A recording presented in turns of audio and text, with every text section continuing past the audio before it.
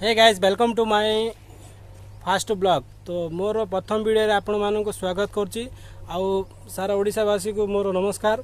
तो वर्तमान देखि पारतबे एठी आमे आसी पहुंच जाई शासनामबंगा बण भितरे। तो एठी आमे प्लानिंग रखिछो बनभोजी करिवार। तो ऑलरेडी अंडा सिजा चलछि ये देखि पारतबे।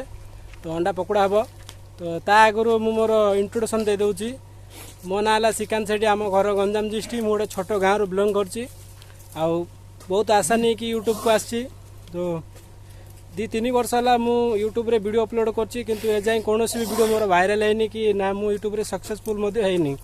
तो आशा करछि कि एथर आपण माने मते सपोर्ट करिवे आ आपण माने टिके सपोर्ट कले ही मध्य गोटे छोटिया यूट्यूबर आगु को जाई परिबो आ गोटे हम ओडिसा रे भी मध्य गोटे तुमर सान भाईटे भी मध्य आगु को जाई परिबो। तो आज रे वीडियोटे सिर्फ इंट्रोडक्शन पई थिला। आगु को बहुत मजादार ब्लॉग आसीबो मोर।